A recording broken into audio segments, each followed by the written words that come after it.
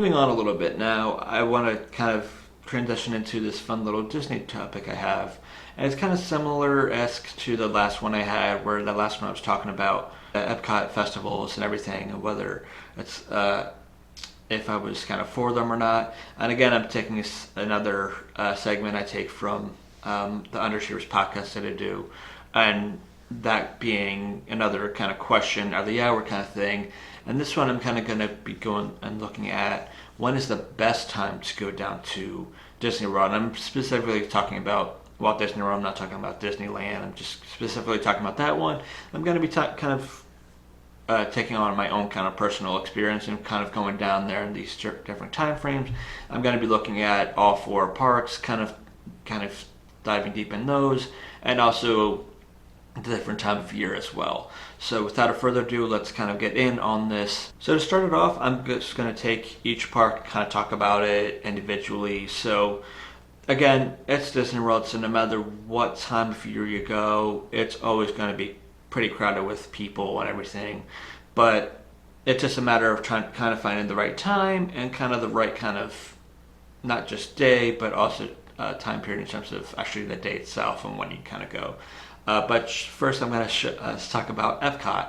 And obviously I feel like Epcot, especially during the festivals like I talked about in that previous video talking about Epcot festivals, it's going to be a lot more crowded whenever a festival kind of takes place in the World Showcase kind of area of the park, especially at the beginning of these events. I feel like a lot of either vloggers or just people excited for these events when they first kick off kind of quickly kind of go in like the first few weeks of when these events take place.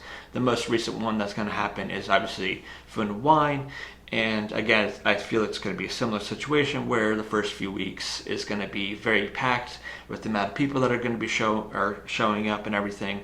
But because this event goes on until about November time frame, that's a lot of time to kind of be able to experience it. So I would actually suggest maybe going a little bit later when that festival is going on, because you may see a little bit less crowds. And yeah, maybe because I feel like the one thing that these festivals always kind of try to do is showcase at the beginning just kind of the best kind of quality of the food. So that's why for me I'm always interested to see how it is later on as the festival keeps going, if the caliber of food is still as good as it is when the festival keeps going from the beginning to the middle and then to the end of it. But in terms of Epcot itself, in terms of crowds and everything, obviously that's a big crowd, that a big time when crowds are going to go. It will be a little less so when obviously at this time frame or any time frame when festivals aren't going on. I feel like you're going to see a lot less people kind of around that area.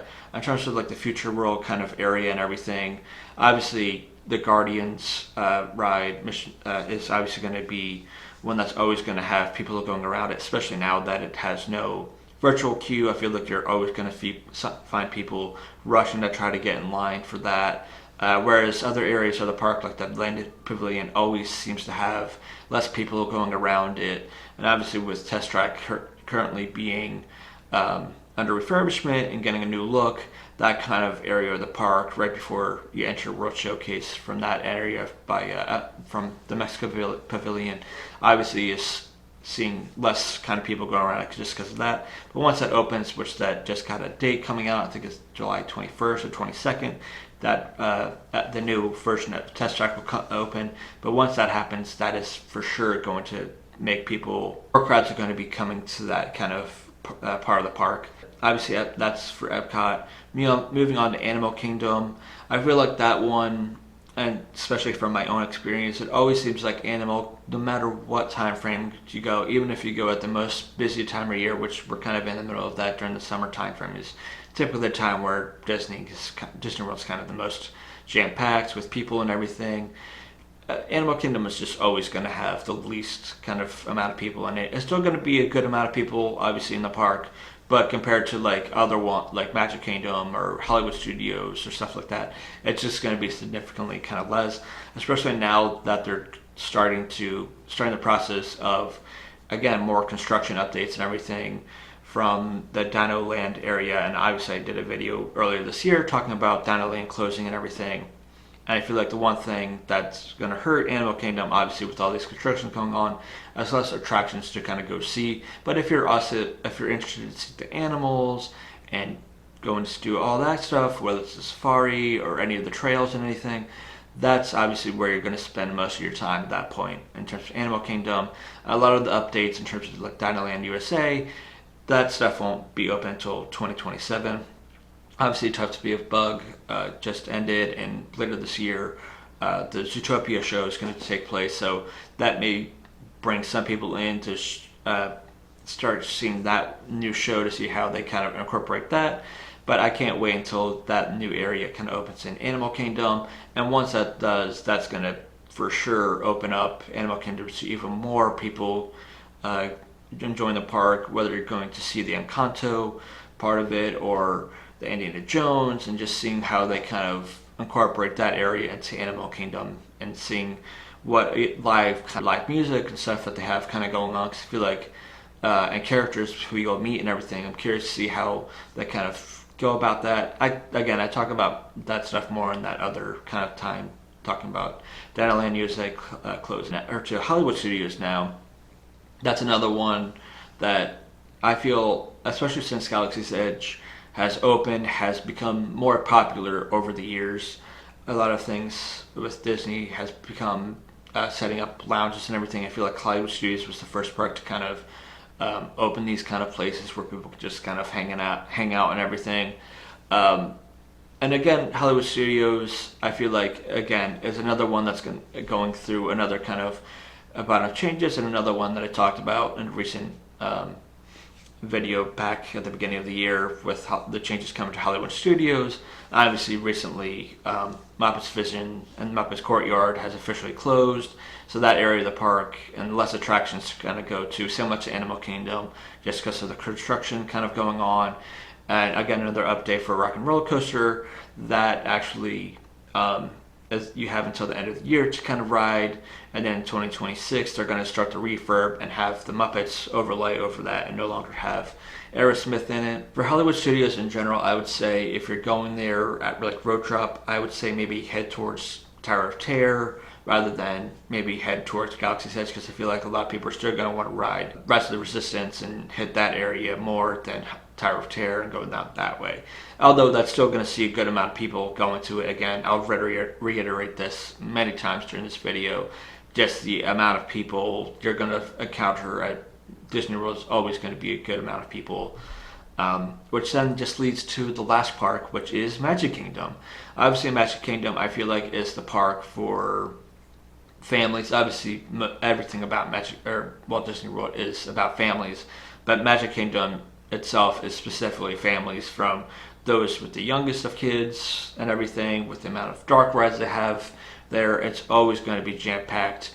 My advice would actually be go around maybe later in the day, maybe around like dinner time or like 4 or 5 o'clock ish. Kind of think of it as like meal time, kind of going to this park, because obviously with the amount of families there, if you're going early, a lot of those families may be hitting a character breakfast or going to breakfast, or later in the day hitting dinner or something like that at one of the restaurants. So if you're like at that point, it's going to have pockets of areas where you're going to have less people around. But again, Magic Kingdom, I feel like at the moment, outside of Hollywood Studios, is the park that still will have the most amount of people going with it. And yeah, there's going to be construction going on there now. Currently, they're working on Big Thunder Mountain, which is obviously a big year-end kind of refurbishment they're doing there. And obviously the Liberty Bell and Tom Sawyer's Island is closing on July 7th. So if you're interested in these areas, I would quickly plan your trips so you're able to kind of experience these places before they close and make way for the new Cars attraction. But unlike things like Hollywood Studios and Animal Kingdom, where those updates and everything they're making to the park will make less attractions, there's still going to be a plethora to do at Magic Kingdom, even while these areas still getting worked on and everything. Whether you're going to see Splash Mountain or doing the many meet and greets or heading to Tomorrowland or whatever, there is plenty to do in Magic Kingdom. That's just always going to have a good amount of people to go. Obviously, the most busy time frame would be around whenever there's a holiday special kind of going on, which I'll get to in a second when I transition a bit to the next kind of topic in this kind of conversation, which is talking about the actually specific time of year to go to Disney World. So the next part I'm going to take in this kind of conversation I'm having, or question about when to go down to Disney World and everything, I'm going to be talking about the different seasons, different time of year. Since we are in the middle of June and officially summer is starting, or the way it's officially starting soon, summer, but for most people I think summer starts around Memorial Day weekend. That's, for most people, is when it starts. So I'm going to start with summer and then move on to obviously the other seasons and everything. But for summer, obviously, it's going to be the most busy time of year to go, pretty much from Memorial Day weekend in May to about Labor Day weekend in September. That's probably going to be the most busy, hectic time for going down to Disney World. Obviously, it makes sense for that to be the case because obviously summer break for kids ends up being this way. And my family was no different. I feel like the time we went the most was around summertime frame. Typically, I think we went around like early to mid-June, shortly after we had just gotten done school. But the only issue when you go around this time frame, especially when you hit around June to like August, even September, it is brutally hot in Orlando. And even now, I think Orlando, for the most part, is in their summer kind of heat wave and everything. So it's always going to be hot and humid and sticky, and just obviously take cover when it rains, because at some point around like 2 or 3 o'clock, there's always going to be either a quick passing thunderstorm that's going to hit, which is obviously a perfect time to go either ride a dark ride or go see a show, just to take in some AC or avoid the elements in general. But yeah, summer is always going to be the most busy kind of time frame to go. I'm going to now talk about spring. In terms of spring, I feel like that's actually the time of year I kind of went the least amount in terms of my many Disney trips. I know I probably went there. We've went there at least once or twice. The reason why I know this is because we went around Easter time frame, and I have a pin back from that trip. Just a little pink like Easter egg pin that we got from that trip. In the right time in terms of spring is kind of hard to kind of decipher, because around mid-March to like maybe early April is right around spring break kind of time frame. And that's, again, a time when it's going to pick up. Obviously, holidays of any time is always going to be when Disney World's going to see an uptick in crowds. So in terms of that, that's going to be one of those things in terms of springs you kind of have to watch out for. And obviously the other thing is any Run Disney weekends, whether it's in the springtime, there's spring races, or even in winter and everything. There's always going to be some kind of Run Disney event at multiple times throughout the year. And when these events happen, that's another time when the crowds will start to pick up.